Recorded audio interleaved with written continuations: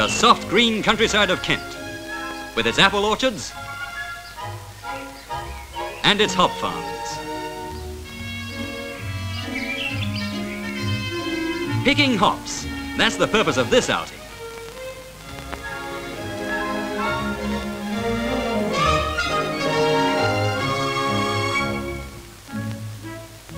The visitors live in corrugated iron sheds, which have to be made as much like home as possible. So they brought the spare room lino and a spot of fancy wallpaper.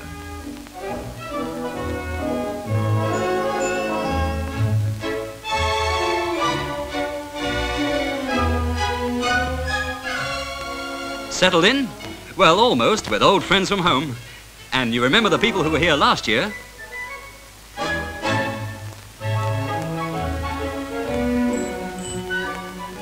It's not long before supper's cooking. Scrumptious. The bigger families have their own kitchen where they cook and eat and sit around listening to the wireless. The hops grow like runner beans, climbing up strings. You pull one down and everyone sets to nip off the green flowers and toss them into the family bin. Many of the hoppers are old, but there are the young ones too.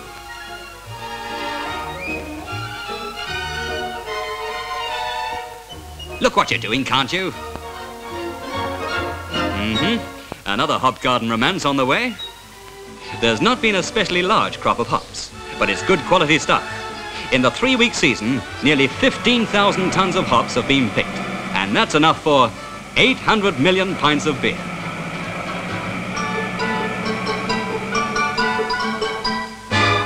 Before the hops go to the brewery, they must be dried in the oast house.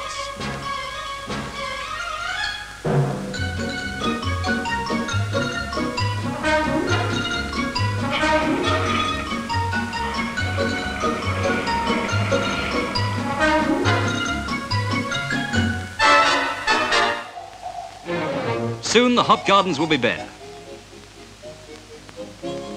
And the last trailer on its way to the oast house. Then comes payday.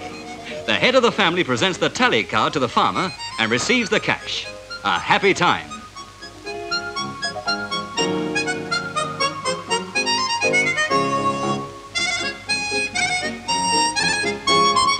Yes, the time for celebration. And having picked so many hops, who can resist tasting a few?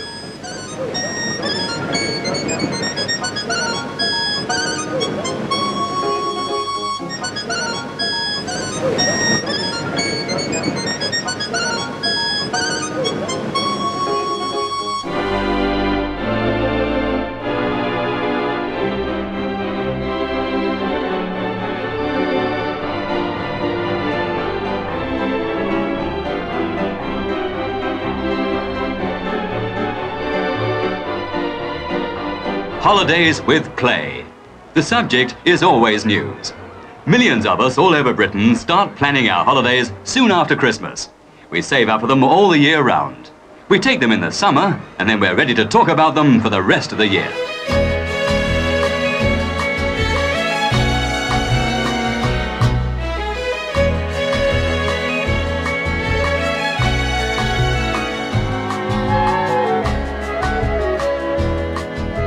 Can you wonder that the water's becoming more and more part of the national way of life? Just a quiet deck chair on the beach, and there's plenty to do and plenty to look at. Steady now, a chap gets short of breath watching all this exercise.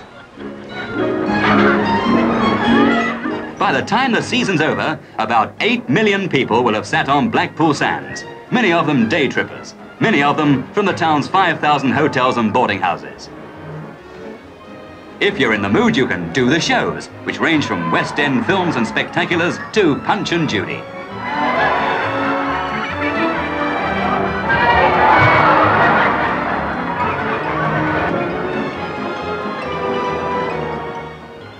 The Golden Mile and the fun fairs are perhaps Blackpool's own answer to the competition of the holiday camps, and other resorts are meeting the challenge too. If it's been a hard year's work, you can unwind and forget all about it among the sideshows. There's always something to do.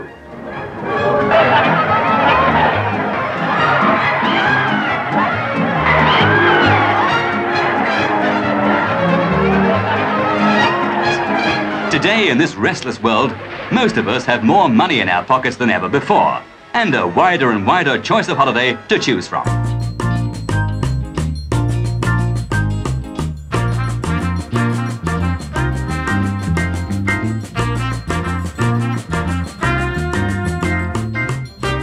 Every year, about 1.5 million people in Britain go to holiday camps. For today, there are camps to suit all tastes. And in the last 10 years, the number of holiday campers has trebled.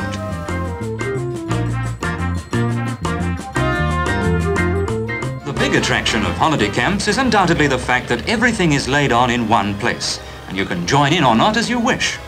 Most camps are near the sea or a river. And even in a self-catering camp, there are restaurants if you want to change from doing your own cooking. The holiday camp is one place where you'll never see the sign, "No children allowed."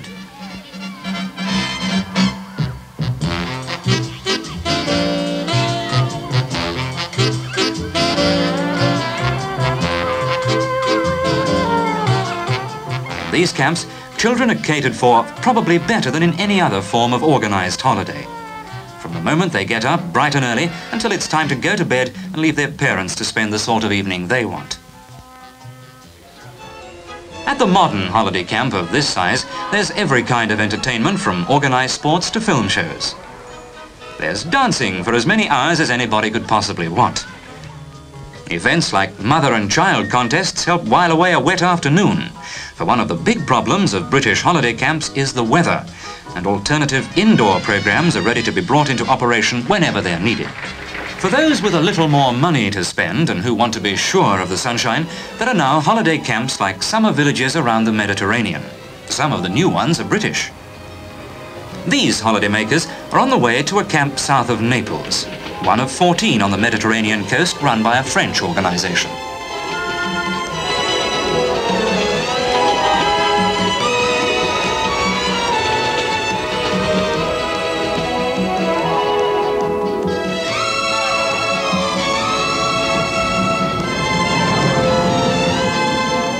This, of course, is a holiday camp with a difference, with blue skies and golden beaches and an almost South Sea island welcome.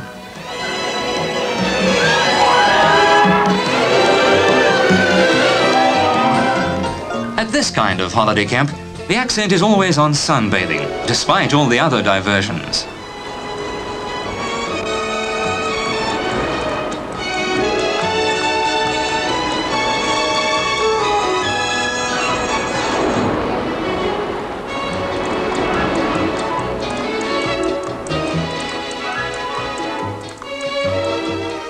And when the sun has set, the evenings are warm enough to dance in the open air.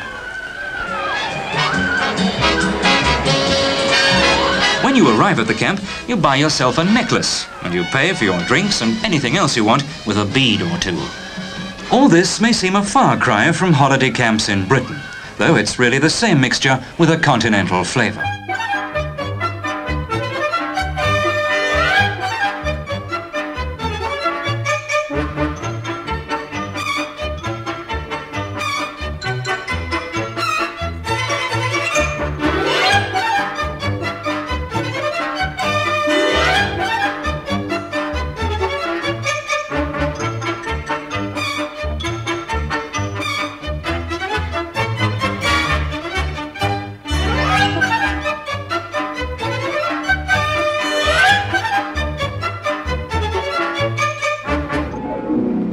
Down the coast towards Rome, we come to Pisa, with its famous leaning tower.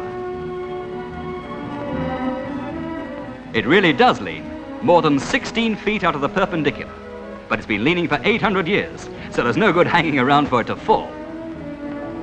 Even if you don't understand the language, shopping is easy. So easy, it's hard to say no. The flower of Italy is Florence. So full of art treasures, it would take weeks to see them all. Here's the Ponte Vecchio, one of the loveliest bridges in the world. But we are bound for Rome, and we pass along the Assisi Road, reminding us of St. Francis, the founder of the Franciscan Order of Monks. The warm Mediterranean at last.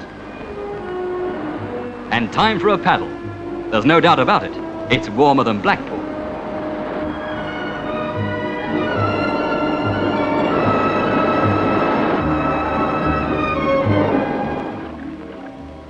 The great romantic Byron wrote, "While stands the Colosseum, Rome shall stand. When falls the Colosseum, Rome shall fall. And when Rome falls, the world."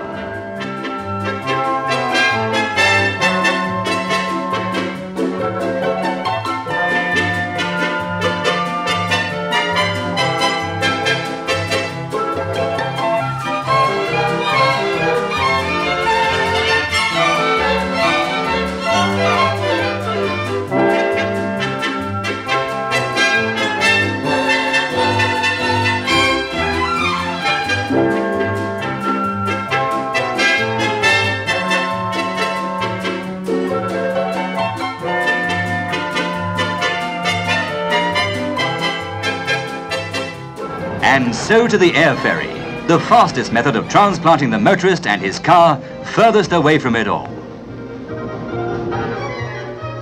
Having booked several months in advance, you drive to Southend, Lydd or Bournemouth according to where you want to go. Onto the ramp goes your medium-sized car, up and into the plane's nose. You can be off to the Channel Islands, France, Switzerland or Holland. At this moment, you, your partner and your car are 50 minutes away from Le Touquet, a trip that'll cost you altogether about £25 return. You are also 75 minutes away from Rotterdam for roughly double that cost, and 2 hours 35 minutes from Geneva at double the cost again.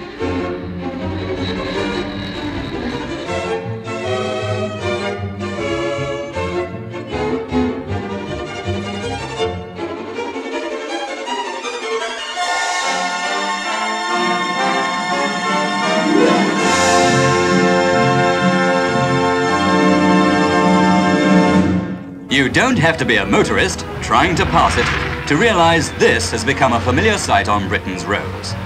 In less than 20 years, caravanning has established itself as one of the most popular ways of spending a holiday in this country. Today, there are nearly 75,000 touring trailer caravans, about 10,000 motor caravans, and around 250,000 caravans which are more or less permanently on sites.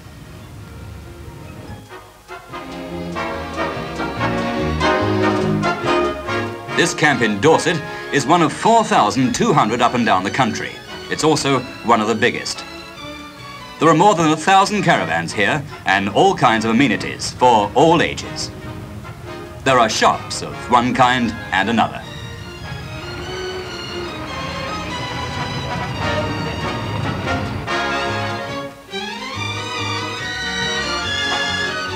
There's plenty of space for games. And bicycles made for two. There's even a miniature railway. This kind of caravan accommodates the whole family comfortably. You can buy a caravan today for anything from about £250 to more than £3,000. Of course, you don't have to buy a caravan to put up for the night by the roadside. You could, for instance, do this.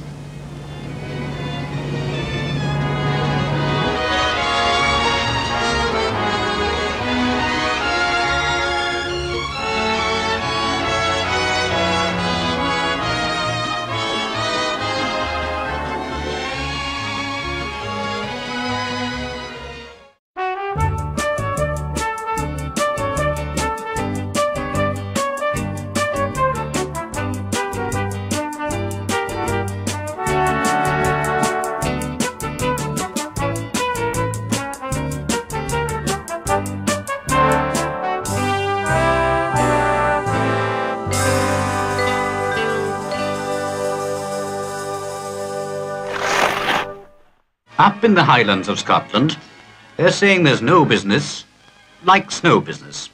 Right across the Cairngorm Mountains, the spine of Scotland, towering more than 4,000 feet high, the icy vastnesses are being turned into a skier's playground from the middle of December to April and even into May on the higher ground. It all adds up to a revolution, to a business worth around £500,000 a season. And it has all been created in the last few years. Every weekend, some 10,000 Scots make for the main skiing centres to join tourists from all over Britain in some 70 hotels, many of which used to close down for the winter. Ski schools like this have been set up with experienced instructors from Austria, Norway and Switzerland. But not all learners make as successful a run as this.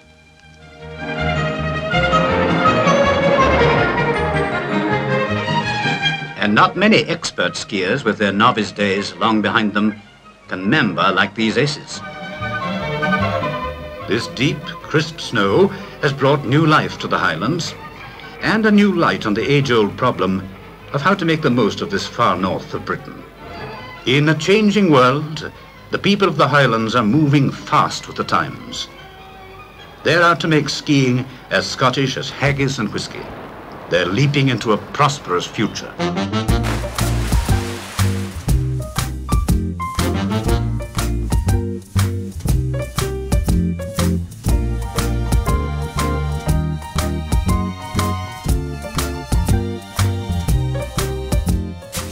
There's one golden rule for keeping fit nowadays: enjoy it. It doesn't matter, say the experts, what exercise you do, so long as you want to. Then you'll get results. This tough muscle-pulling stuff, for instance, is all very well, but for the likes of you and me, perhaps it's better to try something that comes more naturally.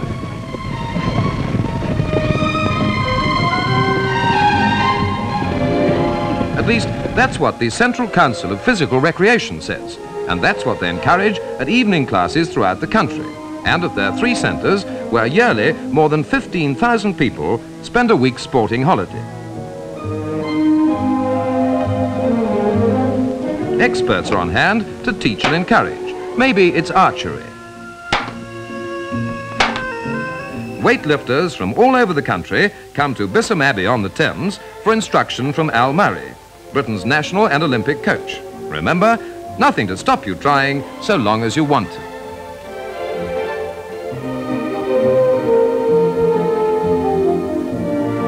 What's this? A family of weightlifters? Looks like it. Hey, take it easy, son. Timberyard manager Jack Edmonds of Mortlake, Surrey, says it's the best exercise of all. So he has his 3 sons out in the back garden every morning. £60 for Jackie, aged 8.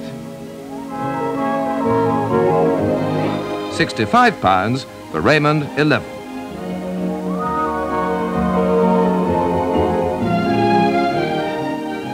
And for Keith, who's only a 3-year-old, just £16.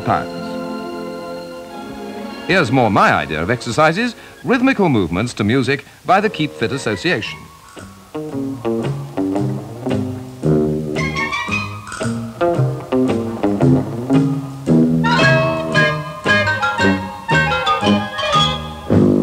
More movement to music, the Margaret Morris technique of self-expression. Given a subject to represent, each person expresses it in her own way and gets plenty of exercise in the process.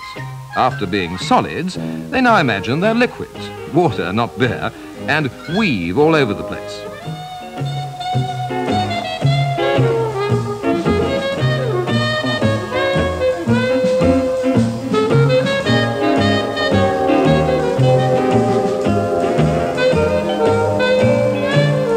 A favourite is to imagine they're tied up in plastic bags, and then they've got to claw their way out.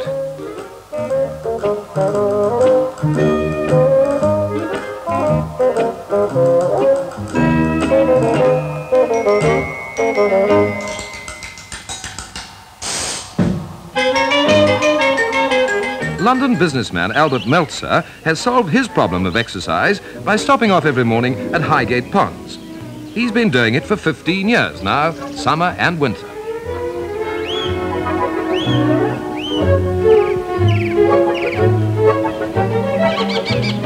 He allows himself a 10-minute dip.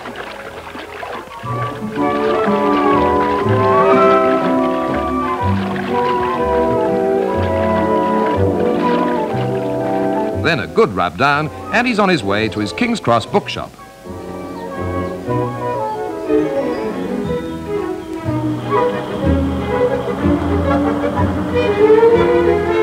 Cycling's another way.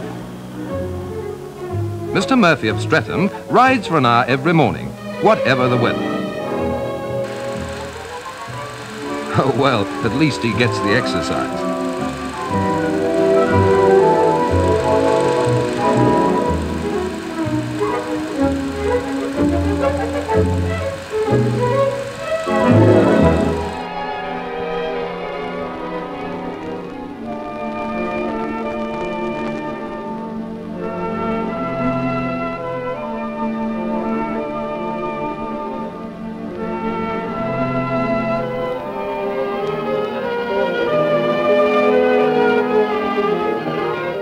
Yoga exercises are practiced today in homes up and down the country, or at classes at a yoga center, where lectures are given on the meaning of the science.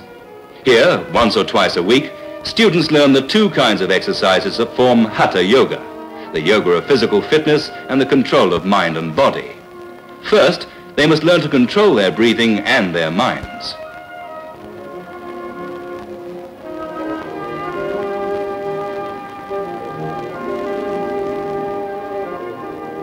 Next come the pure exercises.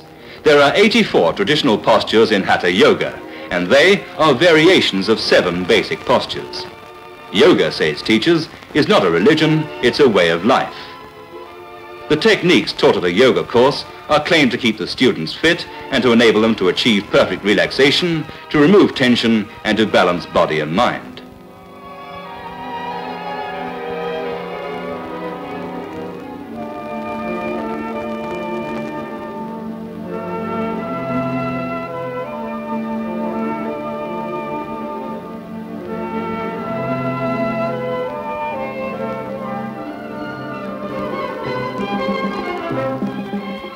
For some people, relaxation means keeping perfectly still. For others, it means just the opposite. And if you're between 4 and 14, your idea of relaxing is never to relax for a minute, like these children in some of London's playgrounds, which have been specially designed for them to do just that.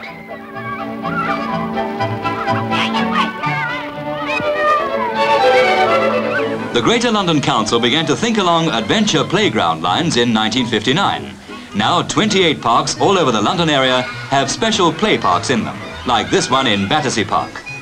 Play parks open during the spring and summer school holidays all day and from 5:30 to 8 p.m. in term time.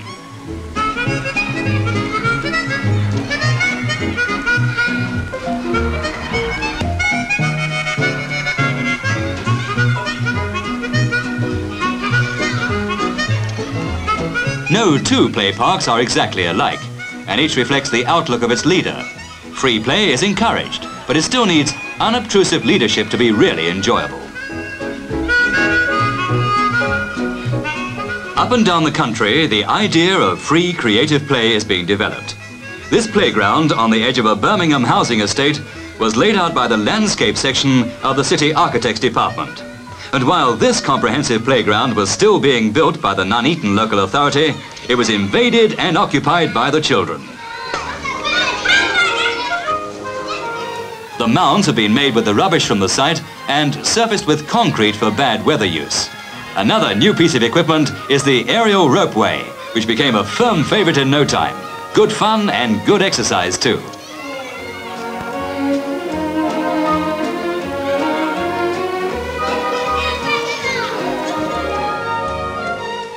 But even with free creative play, healthy competition can be stimulating. Leader Murray Marks of the Cumberland Play Centre in Camden decided to organise a soapbox derby among the children in the area, and everyone entered into the spirit of the thing with a will.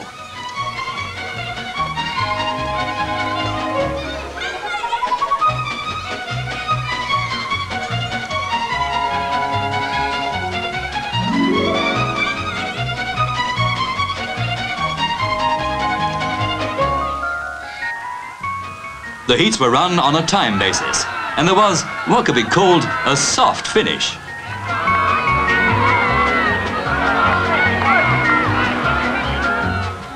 This is the sort of contest in which it doesn't really matter who wins. It's the adventure that counts.